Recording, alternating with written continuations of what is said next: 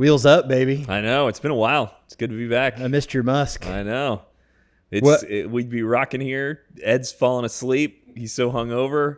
PR's a big ball of positivity. I think we're ready to fucking rock and roll. Yeah, man. Hey, we got to catch. I think we should first and foremost go over the triathlon, the marathon. Yes, I completed the marathon. I am, You're a finisher. All those nerd shit where you go to do, and I know the three of us have participated in one of these. Trevor and I did together.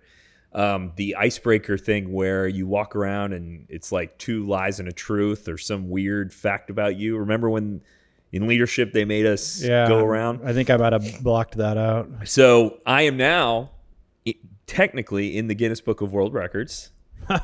Really? Yes, I am. I have a certificate and from Guinness and everything because it's the largest finished marathon in the history in recorded history. Shit. So they sent a certificate to everybody. Everybody. It's just like how they do the largest baptism or the largest group of yoga, like the largest yoga class. Like all those people are technically. It's not the organizer of the event that becomes the Guinness record holder. It's the people who participated. Both the latter are very culty. Yes. Yes. So anyway, that's cool. I mean, I don't really have much chance to be in the Guinness Book of World Records, so there's that. And the guy that finished was the fastest. So here's what happened: marathon? 2 people finished under 2-hour full marathon time. That has never happened. 2 people. It had never happened One before. person has done it, but not 2 people. No. Nobody has ever done an under 2-hour marathon. Oh. There was one that was not official, like that, they reported it, and everybody believes him because the guy who ran it was fast, but it was unofficial. There's never been an official under 2-hour marathon. That's not just including the majors. That's including of all time. And at the London Marathon, 2 people did it. So imagine, and the guy who came in second place did under 2-hour marathon, and it was his first marathon he ever ran. No shit. So imagine being the first marathon you ever ran. You run it in under 2 hours, and you still don't win the fucking thing. Like, it's unbelievable. But yeah, the Sawe is his name. Sebastian Sawe won the whole thing. Him, From Kenya. yes, him, second place, and Figures. the first place woman all wore the same shoes. These Adidas shoes. So now those sold out in like an hour after, like nobody's been able to get a hold of those shoes. To give you a visualization, those shoes weigh 3 ounces combined, PR. I have, high-end Asics running shoes that feel like they weigh nothing, and they're 20 ounces combined. So that's how light these shoes are. That's insane. Incredible. So, yeah, I mean, the thing that I'll tell you, first of all, it's a great feeling of accomplishment. I came close to it once in my life where I trained all the way up and wasn't able to do it for financial reasons many years ago. So now I finally got to do a marathon. Happy I did it in London. A place is insane. So usually when you run a long distance, as a man especially, you have the opportunity where there's not that many people around. Like if you have to take a piss, you can just kind of take a piss behind a tree, right? This race, 426 miles, is so populated with people. There is no point where you're not surrounded by people screaming. Like, they are like throwing confetti at mile 12. Like when it's not that important of a spot. London is so into this marathon that all the way through the suburbs of London where we were running, it is just packed with people. So it really fires you up, So that was great. I met my goal, so I was happy with that. Linda met her goal. She ran under 5-hour marathon time, so she did really, really well. Yeah, I mean, by and large, it was great. London was awesome. Bunch of really good food, bunch of really good drinks. Do you think that you would have increased your time if you had 1.5 ounce shoes? No, I can tell you what happened to me. What? So I had different layers of goal. Yeah, where my goal was. So I had a baseline. I was like, I cannot go below 12-minute miles. That was like my goal. GOAL is what I'm saying. The next goal up was 11-minute 30-second miles. And then my dream scenario was to do 4-hour and 45-minute marathon. Okay. I'm going and I'm running and I'm feeling good. Started at 11 now, which usually I'm running early in the morning. So I'm running at 11 we start at 11 a.m. and I'm holding back clearly, but still hauling ass. It's cold out there. Like to me, everybody else thought it was hot, but to me, like 68 in the shade is cold. It felt great. So I'm cruising. The half marathon is on the Tower Bridge. So where you hit the halfway point of the entire marathon is in the middle of the Tower Bridge is how they set it up. So it's surreal. It's great. As I'm running, it becomes clear that I got to take a shit. Like it's just... I'm like, there's no way. I got 3 hours left of this run. You got excited. So it keeps going and I keep pushing through. And at some point it's so painful. I'm like, I have to take a shit. And because of how busy and populated this shit is, once I got past the half marathon, I couldn't wait anymore. So I pulled off to go to the bathroom and they have a shitload of porta-potties everywhere, but they are for not only racers, but for bystanders. So I was in line for 8 fucking minutes waiting to go to the bathroom. Nobody let you cut? No. Well, a lot of the people in line were also runners. Yeah. Some of them were not. And, Well, they're just going to have a piss, so they're going to be there for a second. The runners are there for the also, the real by the way, deal. in London, porta potties are completely different than they are here. Like clean. They are spotless because there's an attendant who goes in after everybody else goes out. Which chews away his time. Yeah. And they had like an actual flushing mechanism in there, and it smells nice. Like they're totally different. So I'm standing there. I'm like, come on, let's go. I imagine it being the old water closet with the mechanism up top and the chain. Well, it was like a gear shifter next to you that does the flushing mechanism. But they were spotless. That'll be one of the gear shifters I don't want to touch. Yeah, I mean, it was spotless, but 8 minutes, dude. 8 minutes off my time because of that. So, so you could technically, if I wanted subtract the 8 minutes at the deuce station. And if I did that, I still wouldn't be at my dream goal, but I would have been at my secondary goal. I beat my minimum goal. So I'm congratulations, man. Thank you. Congrats. Yeah, it was great. That's a big achievement. Well done. It was great. I had a blast. The flight, it was a good recommendation for Virgin. The flight there was 2 screaming fucking brats screaming at the top of their lungs in first class the whole time. The way back, I'm walking up to the plane and I see a family with 2 babies, and I'm like, I know they're going on my flight. I can fucking tell. And as I creep by, I see their little sticker on the stroller. It says MCO. I go, motherfucking God. You got, and I'm in the, it's a different area if you're in first class, like all the way up to the flight. So I know they're going to be in first class. But to their credit, nothing. The whole way there, whole way home, there were 2 children in first class, and they didn't well make a behaved. peep. That's the way they are. So they're supposed to be. The flight there was not that way. It was a nightmare. But the flight back, it was good. And Virgin, I'll recommend to anybody. Very, very good. All the way across. So great trip. I think I'm gonna do Chicago next year, in October 2027.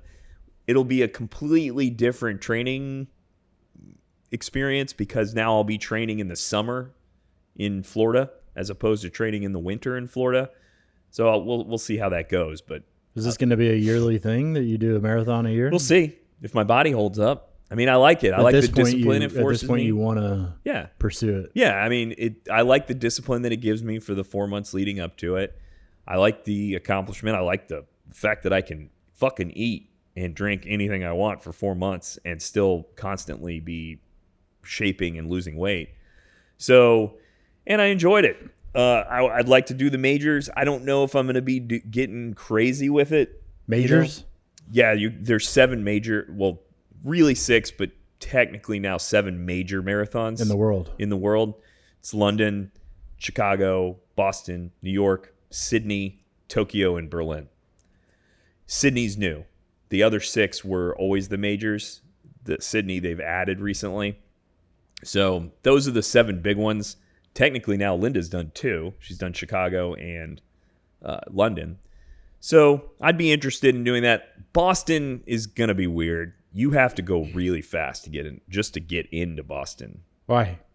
They have a time requirement. You can't just buy your way in like I did in London. Everywhere else but Boston, you just pay and you get in, and but Boston you have to. When I say pay though, I'm not calling the company and paying them a bunch of money. I'm hiring an outside tourist company who pays to play to get additional entry fees. Yeah. I can still do that with Boston, but in order to even get that, I have to qualify at what is basically an 8-minute, 30-second mile time for a full marathon.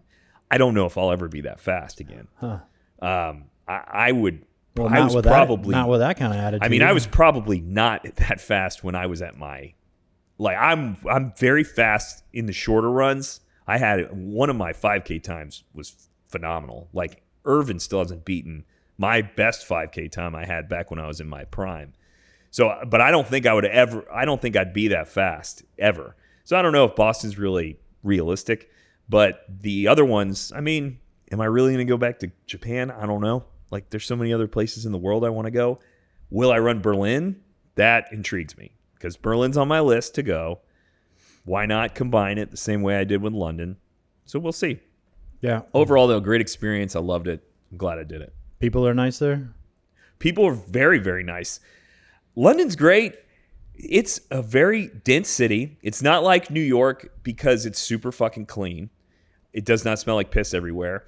At one point, I was drinking coffee at a coffee shop, and I look over, and there's literally like a city worker with a huge machine mopping the fucking sidewalk, like the regular street sidewalk.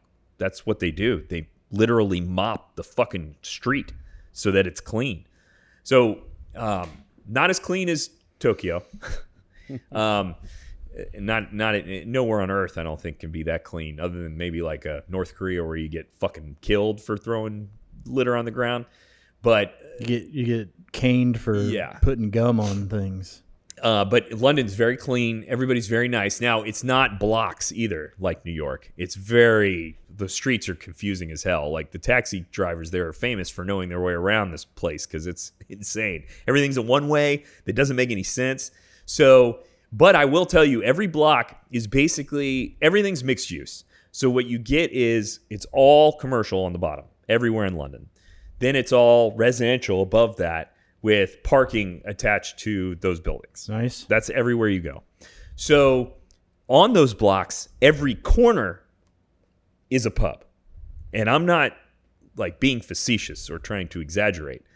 Every fucking corner of these blocks is a pub. So every building has 4 pubs. And every intersection has 4 pubs. And all the time, they're all slam packed. Every day, all day long. What time do they open? So I think they open around noon, but they do all close. Kitchens close at 9. The bars close at 10. You can find like clubs in the other districts that are open till midnight, but that's about it. Really? Yeah, nothing's late there at all. Everything shuts the fuck down, which is wild. But they seem to be, it's a day drinking culture. Like they get off work, they hit the pub hard, and then they go home and go to sleep at 9 or 10 o'clock. Is what I'm picking up on this. Now, my exposure to this was running through the suburban places of London and then staying in what I think is more of a financial high-end district because we were very close to the finish line, which is Buckingham Palace. So it was very like fancy. You'd see the finance bros immediately at the pubs right after work on Thursday and Friday. And there are no rules about walking around drinking on the street. So what happens is the pubs get full. People are just standing outside the pubs in the street. The cars have to avoid all the human beings standing in the middle of the street drinking as the overflow from the pubs. Wild. Is everybody slamming beer? Yeah, it's a lot of beer. So not tons of mixed drinks? No, I didn't see a lot of mixed drinks. The places had good selections. I had a lot of good cocktails, but you could tell by talking to the other people they're just drinking beer. Huh. And their beer is very interesting, very cool. They have these automatic, it's not a keg. They have those regular kegs, refrigerated kegs, but then they have the pump kegs at the bar. Old school. That are like almost room temperature beer. I was drinking that the whole time. It was delicious. I was enjoying it. Now, it was nice outside. I don't think I'd like that here where it's 1,000 degrees all the time. But there it was very cool. I enjoyed it. Good trip. I had fish and chips once. Otherwise, we were eating very craft food, trying to keep our stomachs in check for the race. We went to the fish Globe. and chips were good. Fish and chips were amazing, and mushy peas. First time I ever had that. Fantastic. Was it in a newspaper? Yeah. No shit. At a pub. Yeah. We went to the Globe and watched the actual Globe, like where Shakespeare, his plays were performed. I saw Midsummer's Night Dream. It was rad. I mean, we squeezed as much into it as we could. It was a good experience. Fucking A, man. Fucking A. So thanks for bringing that up. I liked it. And now we'll have your journey to culminate on here in a month, buddy. Yeah. Interesting space. I'm kind of at the brink of starting serious depletion. I've been depleting for 3 months now. And just so we can talk, when you talk technical depletion, are you just talking losing weight, or what are you talking about when you say depletion? Yeah, everything, man. I started at 195 pounds. I am 165 pounds in 12 weeks. And you know, depletion, I've been eating, I don't know, 1,900 calories a day, which is significantly below my maintenance for the output that I'm doing. The next phase is cutting half of my carbs out and fucking with water and sodium to see what my skin does. So the last year when I put myself through this on my own, I am now realizing that when I did it too long. And with a coach this go around, it really is a quick in and out. So it's easier, but I'm having I'm using this experience to amplify thoughts. Mm-hmm. Last year when I did this and did it too long, I was fucking anxious, paranoid, and worried. Mm-hmm. For like a 3-month period, I was ridiculously paranoid. I'm starting to dip into that, and I'm realizing that.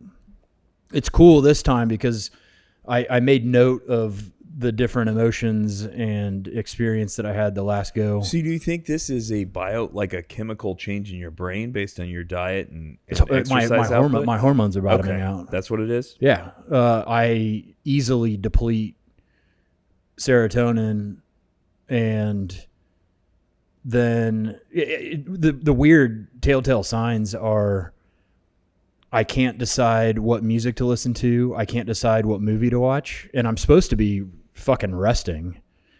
So I'll sit down to watch a movie and I will flip through like fucking 12 movies, start 12 movies and then be like, nah, fuck this one. On to the next. Since it happened last year, now I know exactly what's going on. I'm going through that. Maybe so it has to do with because that's what I do too. Hormones absolutely bottoming out. And my brain is looking for the dopamine dump of finding something good to watch or listen to or do, create, buy, and nothing satisfies the feeling or the void. So what I wanted to ask you guys is specifically about worrying and anxiety. So I'm intentionally amplifying this time so that I can better navigate the rest of my life.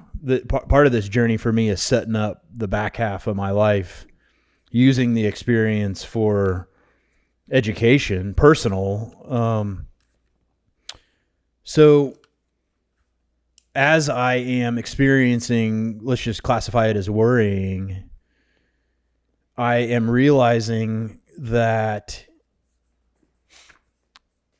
if I pause and show gratitude for my life and or get creative, worrying goes away a little bit. I mean, again, I'm amplifying this experience intentionally so that when my hormones are normal and I'm progressing into like normalcy, that everything's a little bit better than it was, before I made the health body transition when we started this podcast.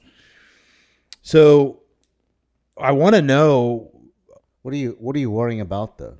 oh man, That was my first thought, too. the craziest fucking shit pops up. Because butterflies are good. That kind of nervous energy, I feel, is good. It keeps you going. It keeps you ambitious. It means you're challenging yourself. It means you're doing exciting things. So Nick can say that he was worried about, getting up the morning to run the marathon, right? But it's good. It's good energy. It's butterflies almost. What I'm picking from him is more of a feeling of dread. Yeah. Do but you- if it's so then that's negative. part of the reason I wanted to bring this up with you two is I have heard you say in the past that you get the 2 a.m. worries. I think that's directly related to alcohol, but I want to know what you guys are worrying about, because that is that feeling of dread. And then does that pop up during waking hours? Do you guys worry, and how do you navigate that? I'd like to classify something real quick. I do have the 2 a.m., oh my God, my whole career is going to come to an end dread sometimes.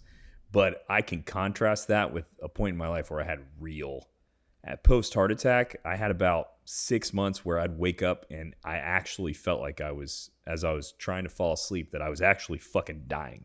And then you wake up and you are hyperventilating. I've been in that space. That's fucking dread.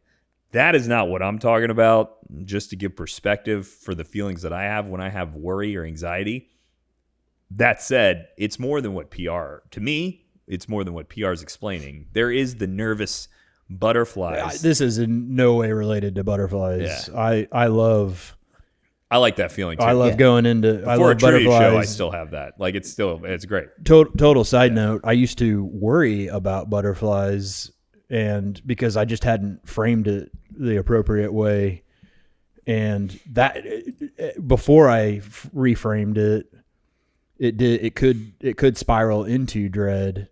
But now it's just my body. I tell myself, and now I live. My body's excited. You're excited for the experience and shit like that. So, in no way is my worrying related to butterflies. It is being. I guess I'll dig down a little bit deeper into my personal experience with at this point, and the last 1.5 years, I have absolutely overhauled my life to the extent that I am high producing at every single moment of every single day. And if I need to rest and carve out time to rest, I sit down and my brain starts creating problems that aren't there.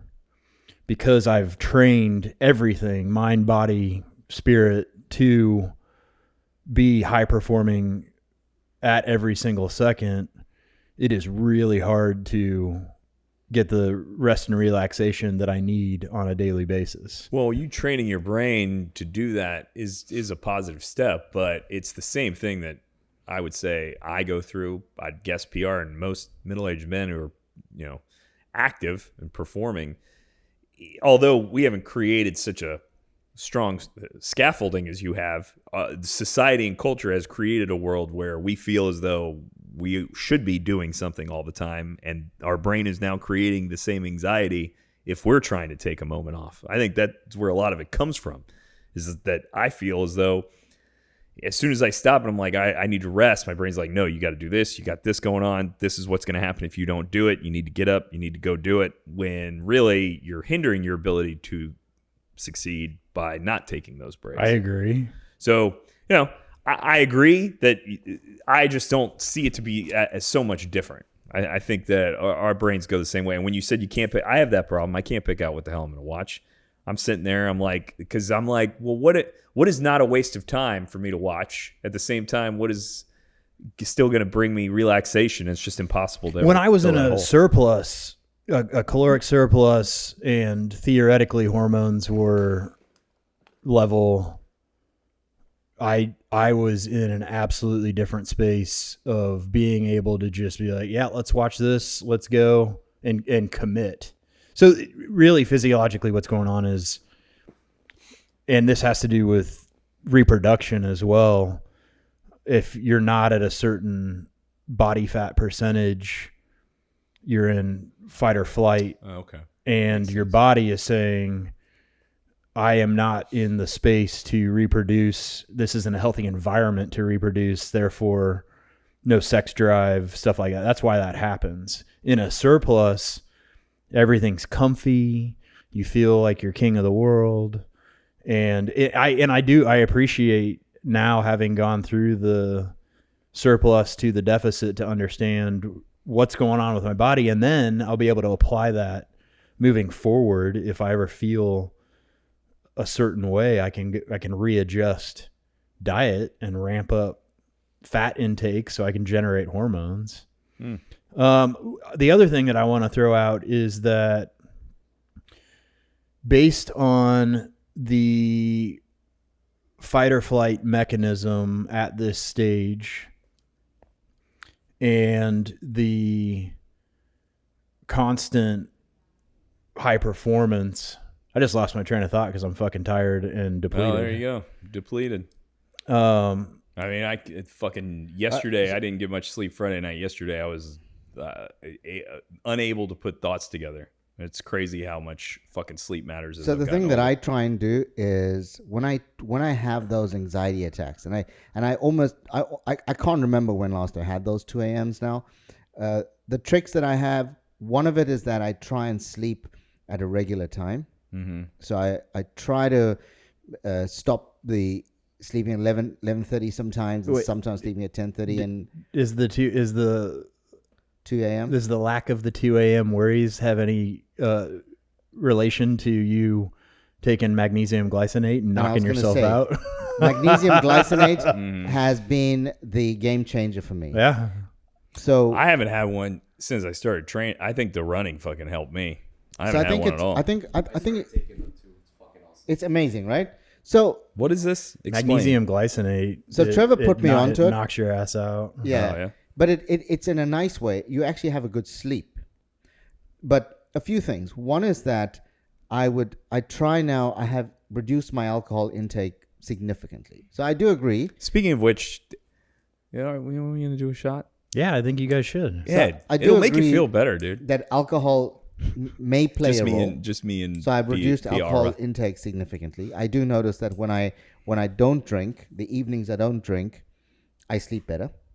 I do have magnesium glycinate, which is another game changer. How many are you taking? 2, 3 pills? Yeah, I was taking 1, and then you said to me 2, and I now take 2. So where do you buy that?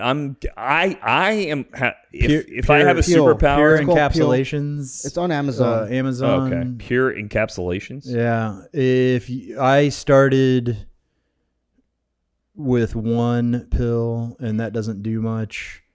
And then as I went into like bulk, I could take up to 4 pills. As my body weight has dropped, you have to be really careful or you will pee out your butt. Got it. So I was just going to recommend it to Linda. You want to push it as far as you can without peeing out your butt. Because I have, of anything I would say that I have a superpower of doing, I can fucking go to sleep on command at any time. I'm talking Wednesday nights. This Wednesday night I had 12 fucking Jaeger bombs. 12 fucking Jaeger bombs I had. And I went home, went straight to sleep, popped up, went to the fucking gym in the morning. So my thing is that I can sleep on demand as well. No issue. The problem is waking up with that kind of at 2 a.m, which is like, oh, what the hell? See. Gotcha. So I'm like, oh, fair. Shit.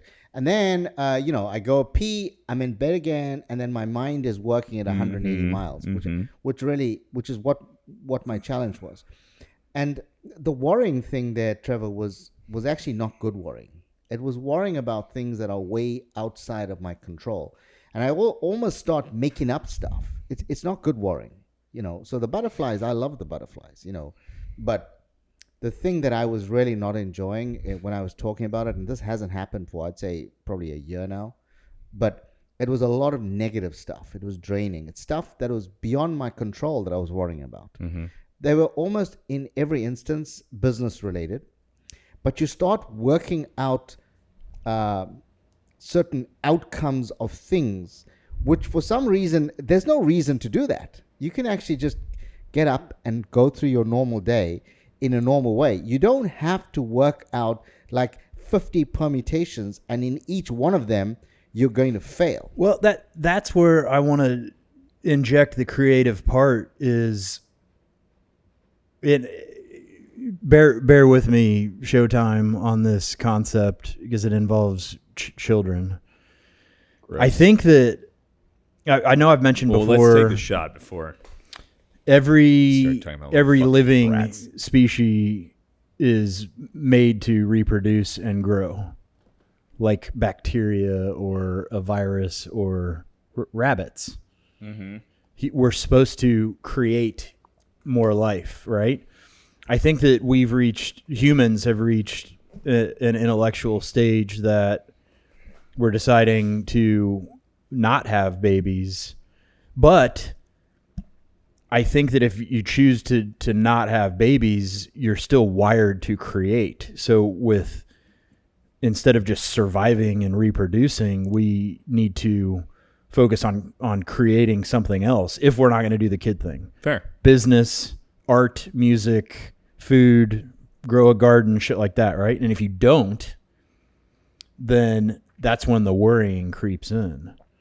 So the reason that it's not so cut and dry for me at this point, but it is because of the state that I'm in. I'm trying to identify, I suppose, culturally in the United States, and I would probably say the world, that if you are not having babies and focused on raising your kids and you're not creating anything else, that puts you in a constant state of worry. And that's not good. And I would venture to say that I don't know if vast majority applies, but a majority of human beings are in a worried state because they aren't creating. I can say, I think that I do think that there is globally a lot of not having children going on. I don't think that the reasons are anywhere near the same. I think people in Russia, where it's plummeting way worse than the United States, I think people in Russia are like, yeah, this place is a fucking nightmare. I don't want to bring something into this. More in the United States, I think people are just realizing that you don't have to, we were all told we had to have kids. And I think people take a step back and realize what a terrible thing it does to your life. Yes, you get the positive of a kid and the relationship with that child, but logistically what it does to your life is a complete fucking nightmare from start to finish. I think you're making that choice for different reasons. I guess I'm talking about the workforce. Well, that can lead to a different level of anxiety. I'm just saying that I think in Russia you're not going to get anxiety because you're lacking the ability to create, because they're eating potatoes and trying to fucking survive over there. Meanwhile, here we're making a conscious choice. Here I could see your point. In America, you said the world. I said American culture, and then dare I say? Yeah, the I think world. American culture, you're onto something. I think in other countries, they're literally just like in North Korea, they're like, we all have stomach parasites. We can't get clean water.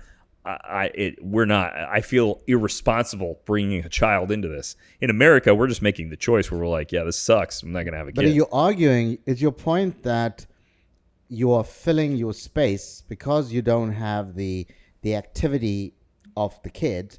You are now filling your space, your mind space, right, with concerns about stuff that had you had children, you wouldn't concern. And I like that. I like that argument. Precisely. Is that? I agree with that argument. I would argue that when you have kids, you also have a myriad of worries. You completely have. You are constantly worrying, and you've constantly got to reassure yourself that it's going to be fine. You worry when you put your baby down when you start off, right? You put your baby down in another room. Your baby cries. You have no idea why the baby is crying. That is an example, right? It's completely out of your control. Is the baby going to be fine? A lot of the times you're going with your gut because there's no manual as to how to be a parent. And then that journey continues, and every day, and as the baby becomes, a younger goes to school and he's disliked and he's bullied, or does badly at school, or is a Nixadul, for example. I mean, these are challenges, right? And as a parent, I was a terrible child to my yeah, parents. and as a parent, you think, oh fuck, and you can imagine your parents must have been super worried about, is this guy going to be okay? No, they weren't worried. I think they were just pissed off. Like, I think they just regretted having children. What I'm saying is that I think the level of worrying, my message would always be that it's gonna be fine, and I gotta convince myself. So when I used to get up at 2 a.m, I would spend 15 or 20 minutes absolutely in a cold sweat. I would have to take my t-shirt off and put another one on. That's how incredibly I think you're drawing a anxious I'd distinction, get. though. I think the anxiety that you're talking about with your kids is more of a rational anxiety, while Trevor, I think, is explaining kind of what he would view as irrational anxiety that's filling this lack of creation. Yeah, but mine also, when I stopped having these anxiety attacks or the worrying, it was actually because I had to tell myself, why are you making these things up? Because that's what I was doing. I was actually, none of those scenarios were actually playing out, because I had the benefit of now 6 months of actually worrying, right? I would actually say to myself, what the fuck are you worrying about? Why are you doing this? You're playing scenarios out that are actually not even materializing. So come on, go bed. And then, I take the glycinate now, and actually now I don't wake up. Last night I didn't take it. I was actually at my son's grad, which I'll talk about later, but I didn't take it. So it means that actually the glycinate... You build up. Oh, do you? If you skip a night, you still have residual in your system. Oh, really? Yeah.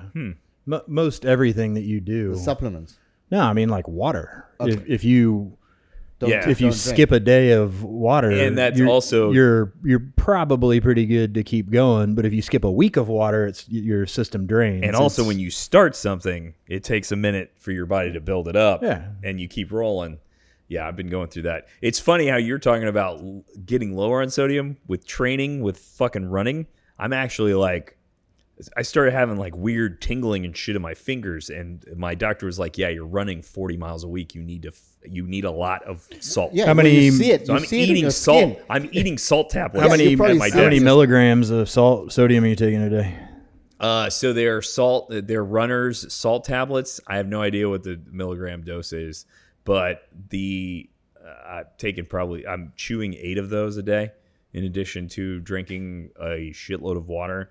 And I mean, salt's my favorite flavor. Like, some people like sweet, some people like sour, umami. Like, I like salt. That's my favorite. Umami. Through my experience, I'm realizing that I am absolutely a salt addict. Yeah, I love it. It was really hard to cut down to where I'm at. Once I cut down and got used to the level that I'm at, I can appreciate the smaller level, but I had built up that I just kept adding more and more and more to get more of a... Dude, it was a total fucking addiction. That's my experience with Coke, with sugar. So cocaine or Coca-Cola. Coca-Cola. To be clear, I've said it a couple of times, and I'm not back. I've never even tried cocaine. I'm scared to ever try it because I think I would really like it. So I've never even tried it. But I'm talking about Coca-Cola. I remember it being like a normal thing that I drank because I drank it so much. And I had such a high tolerance, a high bar for sugar intake, that it was just normal. Now I never drink sugary drinks. The closest thing is sugar-free Red Bull that I drink. But now when I do have just a little bit of Coca-Cola, it's still delicious, but it's so friggin' sweet that I can drink like 4 ounces of it before I'm done here. So I could see that backing off the salt would make me appreciate the salt more. But goddamn, I fucking love salt. Yeah, I love it. My theory though with the worrying, Trevor, is that you have to do sufficient number of mental exercises to tell yourself before you go into the worrying part that you have evolved as a species so significantly. We are no longer in the fight or flight state.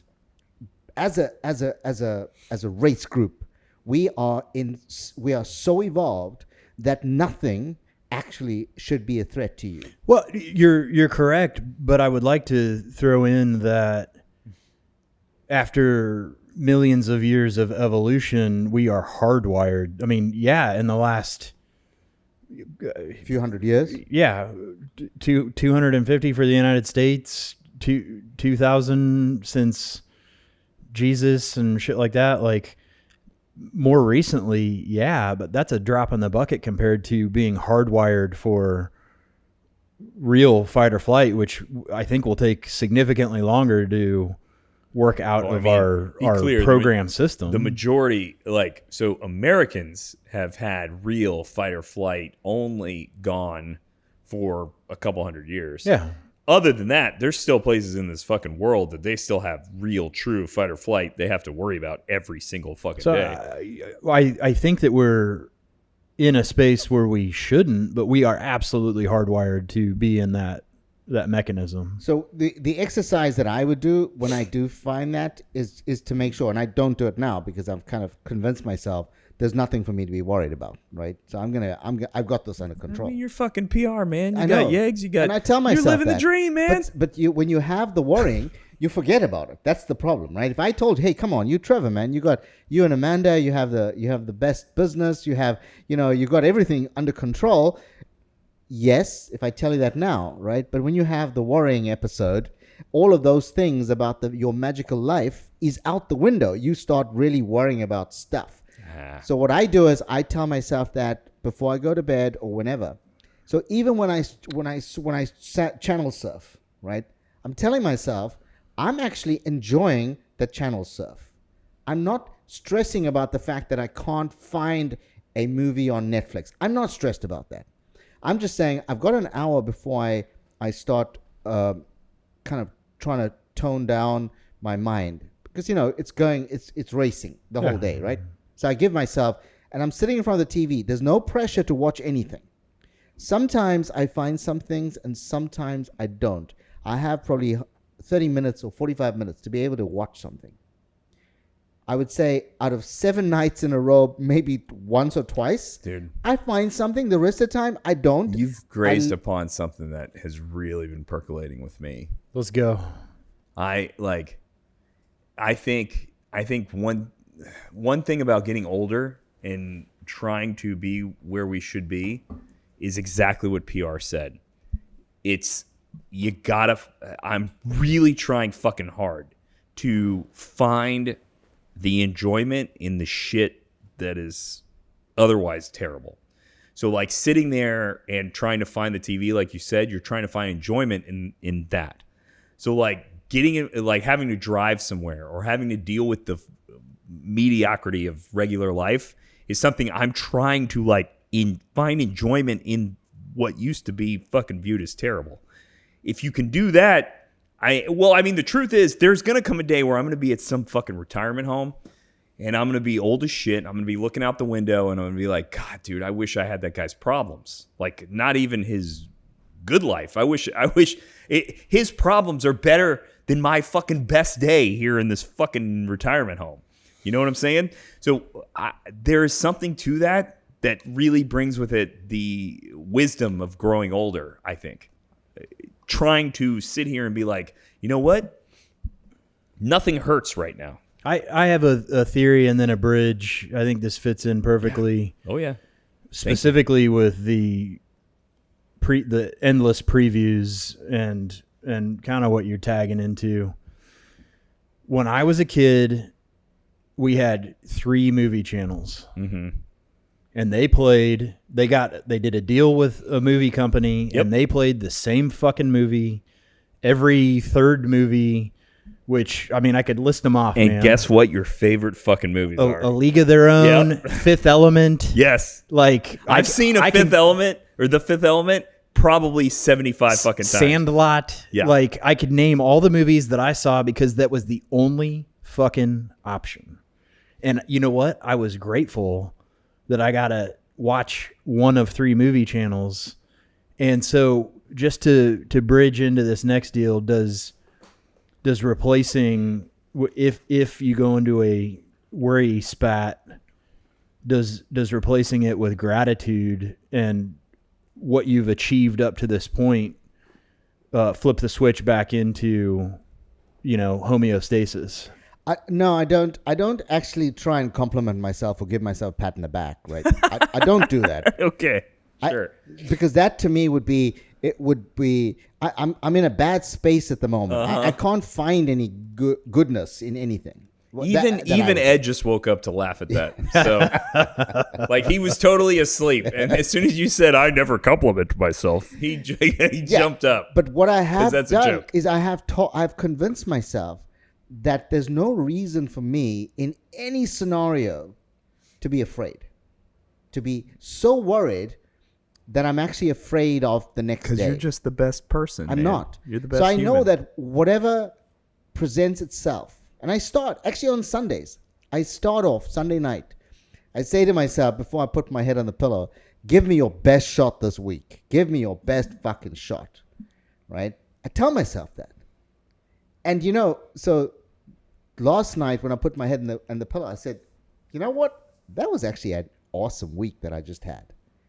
And I set myself up to say I have, and I know Nick has argued with me on this one, is like, I set myself up with very little expectation of the week. I don't want to have massive expectations. I do like to know that I have highlights, though, of, I'm going to go out. I'm going to go to trivia on Wednesday. I'm going to go for a drink to Vinny on a Thursday. I'm going to do something on a Friday, because otherwise my week can't be just work, home, work, home. I just want to read your terrible. diary. I feel like you have a diary underneath your mattress. No, none of that. I don't have a journal. I don't do any of that. I should actually keep a journal. XOXOPR. But I do tell myself that I have nothing to worry about. I really don't.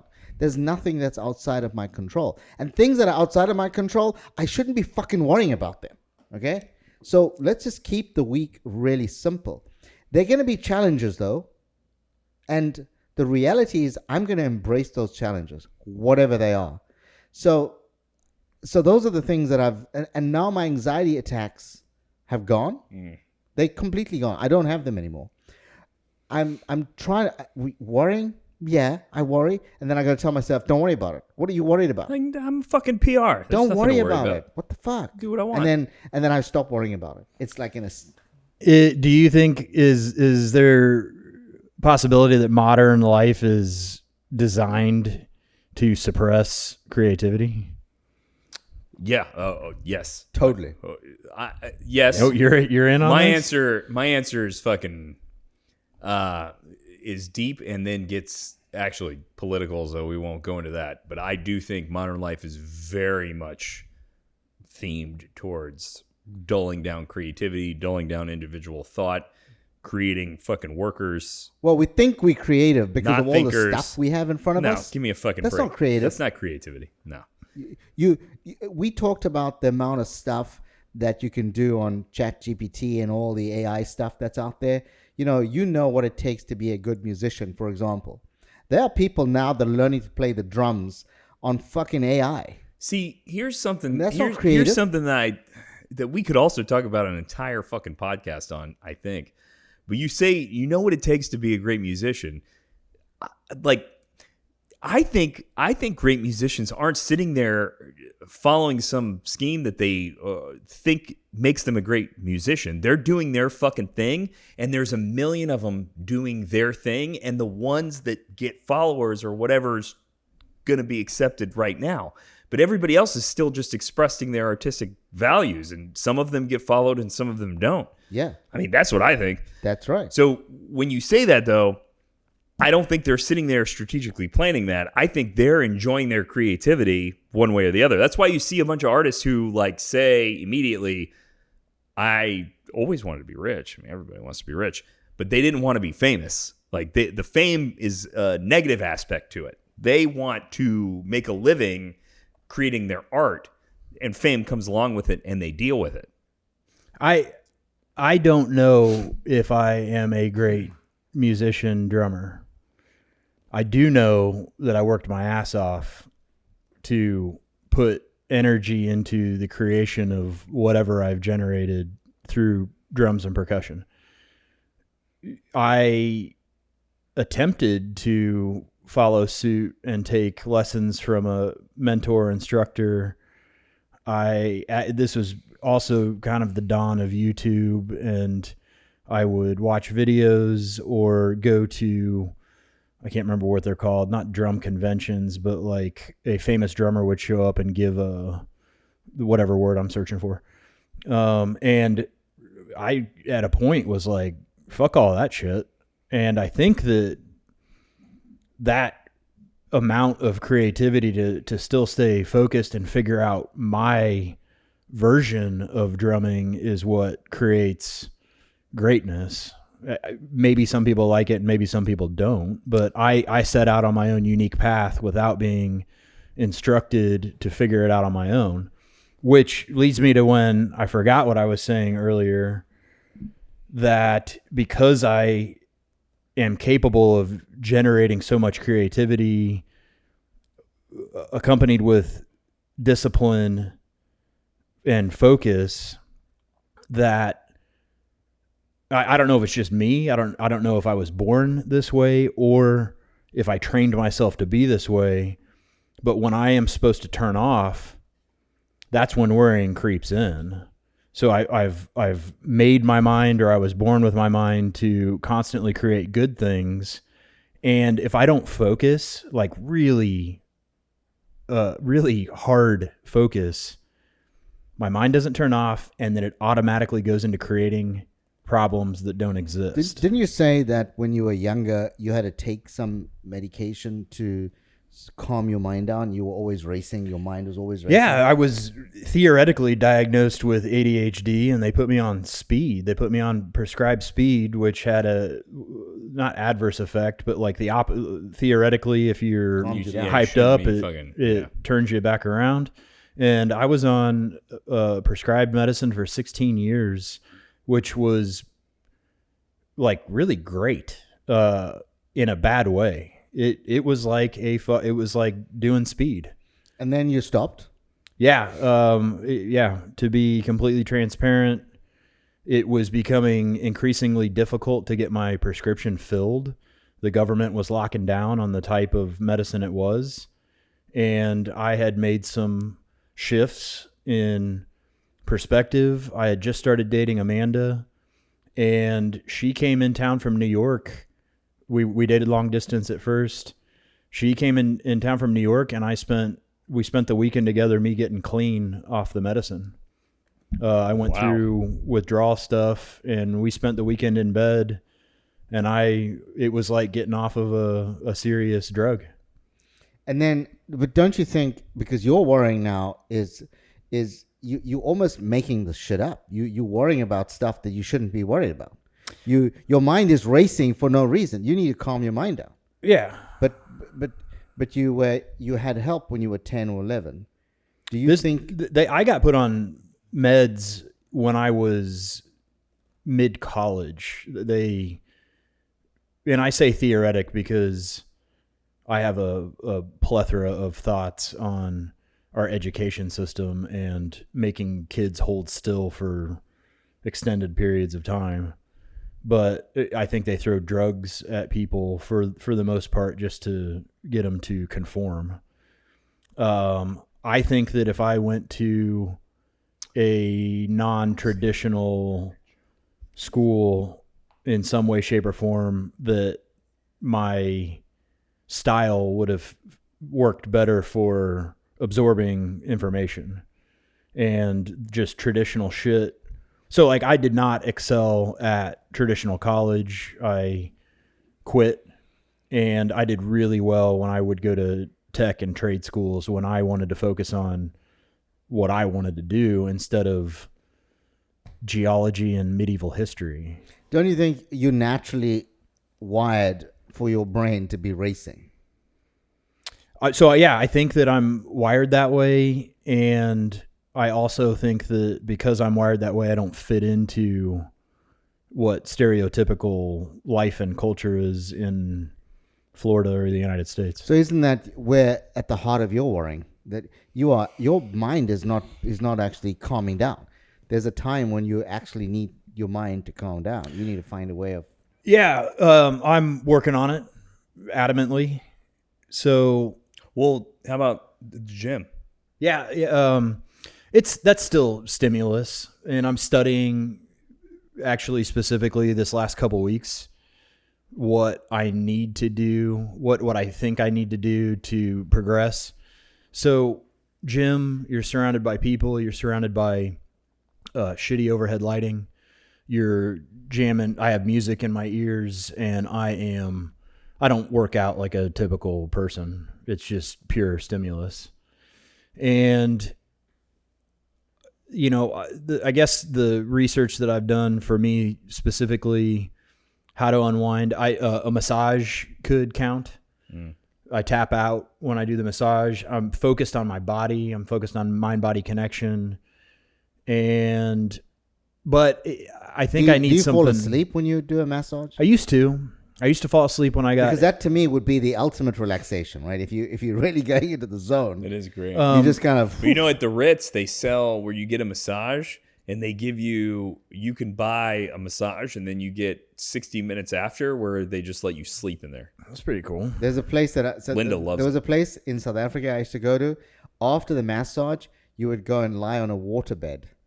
That was these are the types of insane. places that we shouldn't be talking about on the microphone, PR. Like the type of massages you were getting over there. No. This is a very Was very it a good was it a spa. blow up mattress with a No, bunch it of was lube? The waterbed is the most relaxing thing to actually, because you almost feel like you're on, at sea.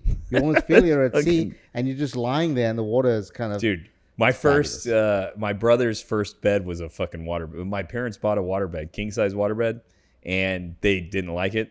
So it went in Tony's room, and his room was big enough to accommodate a king size waterbed with about 3 feet on each side. So his room was Nice. literally just a huge waterbed. I've slept on a waterbed before, and I remember having back pain at 9 years old after sleeping on. Like, I can't believe anybody was sleeping on fucking waterbeds. It's wild. Wild to me. So I've been carving out time this last week to experiment with walking. No headphones. That's what I was going to tell you, because I was asking you about working out, because while I'm running, my brain is just fucking going through shit. It's great. Like, it's my time. What I need to do, I think technically, is defrag. So I'm high performance, go, and I don't have the time to consolidate and complete full theories or thoughts, and that drives me nuts, and then I can go into a worry spiral. If I take 45 minutes, cruise around Lake Baldwin by myself. I have been inviting Amanda because I'm also trying to meditation classes. Like, don't you guys, Intuitive Muse, don't you guys have like meditation classes that aren't just yoga? There's certain times of the year that we have that, but I mean, that would be something. I've gone through meditation. Does it? And I've gone through yoga, and it doesn't serve me these days. Well, yoga is going to be a lot of physical impact, where to me, because of how terrible my body is as a middle-aged white man in America, yoga is not going to offer me the intellectual break, because everything hurts the whole time I'm doing it. But meditation, though, which I've done a couple of times, if I were to be able to practice that and actually get to it, I could see it being the type of disconnect that I do get when I'm getting a massage. Like, if I'm getting a massage, Saku's great. I'm never comfortable enough on the beds to truly enter the realm that I get with like the Ritz or oh my God, Breakers in West Palm. Unreal massage. If you ever have the chance to go there. But there, it's so comfortable that I'm fucking somewhere else. I'm not sleeping. I'm in like some intermediary, which is what I think of as accurate meditation. Like, to meditate is not just to fall asleep, and it's not truly to be awake. I think it's to be in this place where your brain's working shit out and you're still actively involved in the process. So, if you were to practice and get into some mediation or meditation, I think that might be. I've done it. I've done all types of meditation. I've emptied my brain. I have done, like mantra work. I've done all forms. And I feel like at this point, with how I have built the last year and a half intentionally to be high performance, that I have to, during waking hours, do something. So like, an example would be potentially, which I don't think I can bring myself to do, sit in nature with a ping pong ball and a cup and try to shoot the hoop. You're not physically exerting, you're attempting to achieve a goal, and then you can go into a conscious like thought fluid. I don't want to sit and I don't want to go do that shit. I think that sounds ridiculous, but I'm trying to find, I think walking is filling that space. I mean, walking's great in every way, in every metric.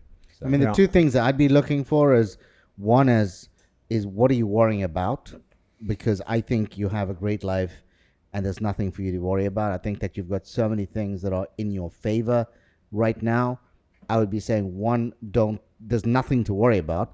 But two, and more importantly, I think your life has become so task-oriented and so regimented that you are worrying about your next set of tasks, and that your life is not regimented enough and not organized enough. And I would say the solution maybe is just to set yourself free, just to fucking go and have a party, man. Well, my solution or theory to bring everything, to loop it all back, is creation. That I need to create the space for gratitude and actually before we wrap up, I have a question about gratitude, but like taking time to be appreciative for what I have at this moment, I do feel is a variation of creation. You're creating a thought like, hey, I have achieved and accomplished these things. I'm not eating out of a gutter in a third world country kind of deal. Like, and that is a good form of creation that I think needs to be remembered, not just for me in a extremely depleted state intentionally, but therefore for like other folks out there that might be worrying about things, to just create space for, hey, like things could be. I think creative people worse. do. The two people that come to mind, one is if you watch the Freddie Mercury, the Queen documentary, Freddie Mercury had, with all his creative genius, I left that movie feeling very sorry for Freddie Mercury. I think he had an extremely challenging life. I don't think he ever he didn't appreciate his genius. We do, and I think many creative people suffer with that.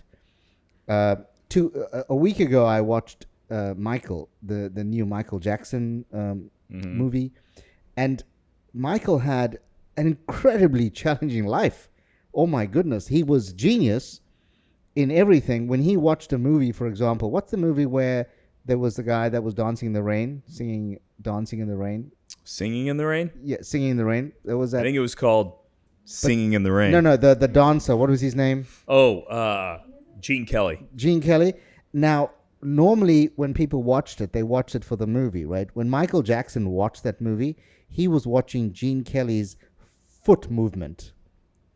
And that's where he got the moves for Billie Jean, for example. Now that is what you are doing. Creative people are not watching what the lesser mortals are doing. They are watching. And so when he did the Billie Jean, when they were doing the video of it, he was saying to them, "But you're not shooting this right. You're not shooting this right." And he says, the guy was like, "This is a perfect." And he was like, "I want you to focus on my feet." And eventually, when you watch the making of or the Billie Jean video, you watch the genius of it is actually the feet. So I understand the challenges of people, and I think you are in that realm. In my world, in my life, I think you're the most creative person that I kind of deal with on a regular basis. So I don't want to even suggest that I understand the challenges that you find yourself, because you're so creative. I know that. And in a way, it's odd for me. I find that very odd, because I'm not a creative person. I'm a normal person.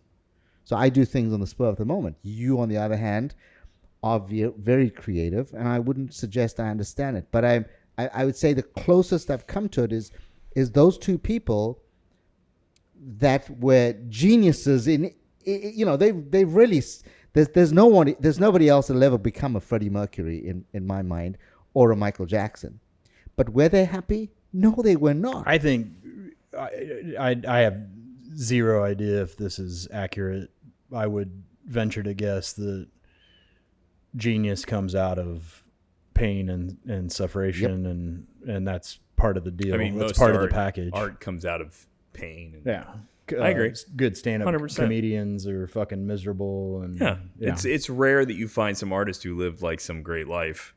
I think it does come from there, but that's why people connect to it, is because the same reason why like you like watching The Sopranos, because it makes you feel kind of cool watching fucking mafia, but truthfully, you don't want to be in the fucking mafia. Yeah. Because that's a nightmare life. You enjoy watching this shit because you get to connect on some level with this artist, but truthfully, you don't want what they're talking about, what they're going through. No. Nobody wants to fucking live the life Michael Jackson lived. No. I can assure you of that. So, but you like fucking watching it. He used You to like get to whooped. enjoy it His for a dad minute. used to whoop him. Listen, Michael Jackson's Goodness. life, complete fucking nightmare. Jeepers. And Freddie Mercury's wasn't that much better. I can argue all day that Freddie Mercury was a gay Muslim guy. they're also both products of their time. Yeah. Though, like, so the 80s, 70s, and 80s were a fucking different time where that was what would have been cool. Somebody coming from that background making music right now probably wouldn't have that sort of clout because that's not what's fucking cool right now. You know what I'm saying? Yeah. But either way, I mean, I'm not going to argue they're not geniuses. I love both of them, but still, I think it's this equation. It's this. There's a million people who have these terrible experiences, who make these creative endeavors, and a couple of them get picked randomly by society to be the ones that are recognized because they match closely with what's going on. Let's do some mother licking Yeah. Funkler Nuggets.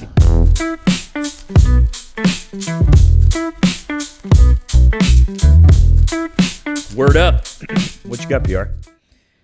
So I'll give you the one nugget. My biggest nugget was Nugget me. my son graduated this weekend. Congratulations. And let me yeah. tell you, as a parent, there is no greater sense of pride. It was all pride around my son doing the walk. Did you get emotional? I wasn't really emotional. I think I was more emotional not watching him because it's overwhelming. There's so many people celebrating at the same time. I was kind of enjoying and also judging. I'm a terrible judge of people, coming in late to a graduation. I'm like, fuck it. How could you come in late to the graduation? Really, you should be here. And then people leaving whilst the graduation's on, after they've watched their son or daughter do the walk. I think that's fucking rude. I think you should stay there and watch everyone's kids do the walk. It's not, you shouldn't be leaving. So those are and that's me now. My mind is kind of going about judging all these people during the graduation. So, but we had a great dinner. We went to, again, one of my favorite restaurants in Florida, Lilac, at the Edge, at the Edition. The Edition. So Nick has been Which there I've talked about many the times. Edition many times. It is one of the premier It hotel is. experiences. It is fantastic. Yeah. So here's my take on a really good hotel. I judge it based on the quality of the toiletries or the and the Edition has Lalabo, which is the which is the toiletries which are absolutely fantastic. The stuff that my kids love. They use them. I don't. It's too expensive for me to buy, but both my boys use it. I just got some at Bloomingdale's yesterday. Yeah, actually. So it's outrageously priced, but the Edition, that's what they have. They have their own fragrance. It's Lalabo. My kids were over the moon by it. You're missing out. Their lotion's real good. Yeah, but it's If you know what I'm outside of talking my about. price range. You But know what I'm anyways, talking it about. was, and I mentioned they have a rooftop bar, so we had a very late lunch, and at the rooftop bar, which is absolutely fantastic. They have a pool there, and then they have an outdoor rooftop bar, and they have an indoor one. I had one of the best gin and tonics I've had ever. It was called Monkey 47. Oh yeah. Do you know it? Yeah. It's a German. It's a gin. Yeah. Yeah, it's a German gin. Very expensive gin though. So the hotel said they're going to comp us around when we checked in. So they said to you know, I said I'm going to go to the rooftop bar. They said, okay, go to the rooftop bar and just tell the the server that it's on reception, and it's called, I don't know what it is.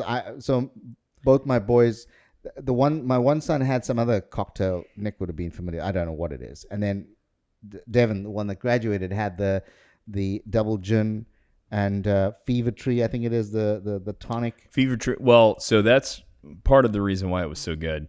So Fever Tree is definitely the best when it comes to mixers. Monkey 47 is a really good gin. It's highly floral, so you're going to get a lot more floral. But where you're going to get a difference in cocktail is if they use Fever Tree, and then whatever the bartender does with the remainder.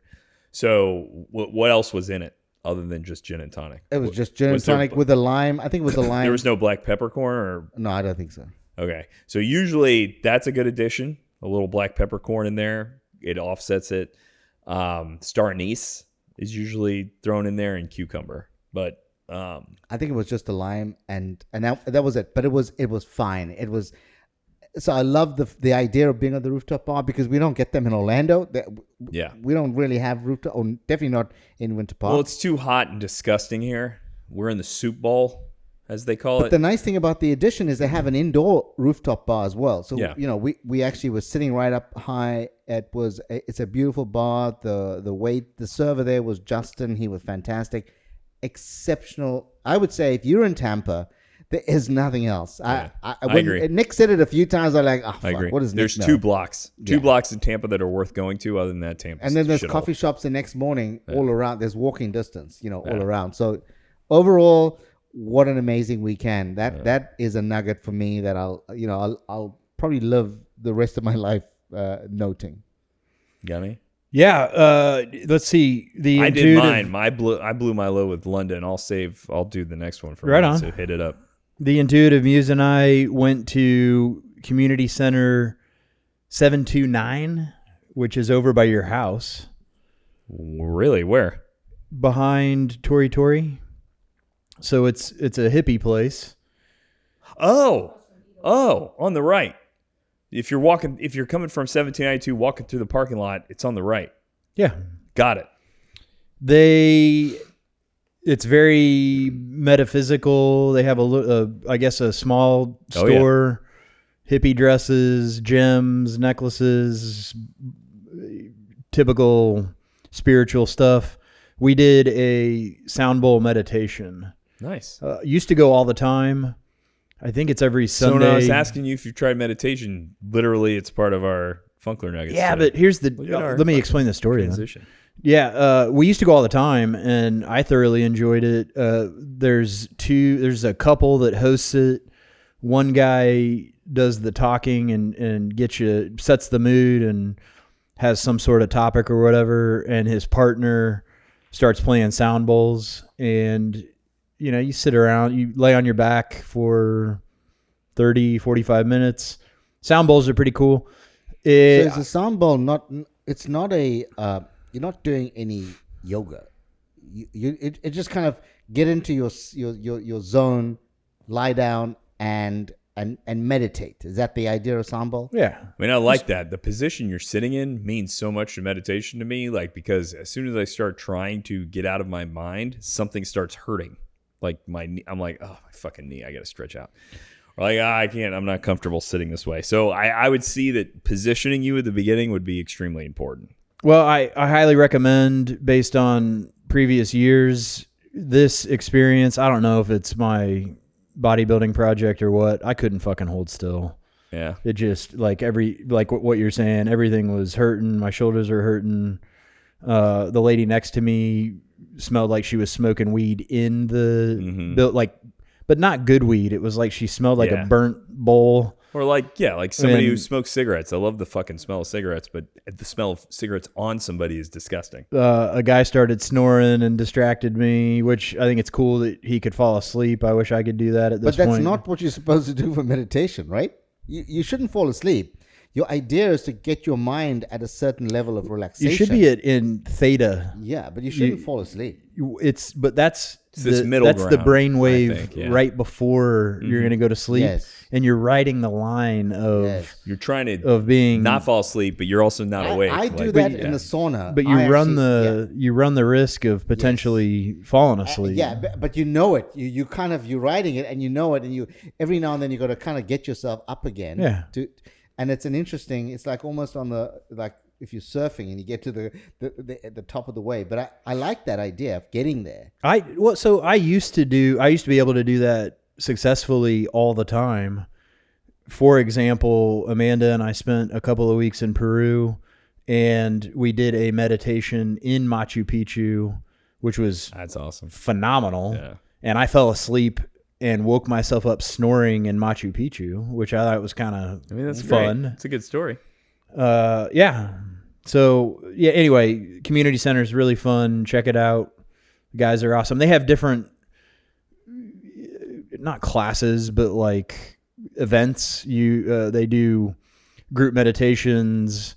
It even gets into group readings. They do like psychic readings and stuff like that, which is entertaining.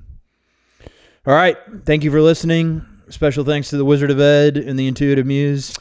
When this airs, I got to make mention. Yeah. Fucking vote for us, best podcast in Orlando. By the time this airs, Orlando Weekly. It'll be the voting will be open, I think.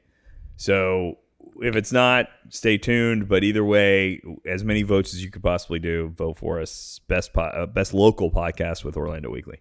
Please hit like and subscribe. Leave comments, questions, and requests. Connect with us on social media for adventures throughout the week.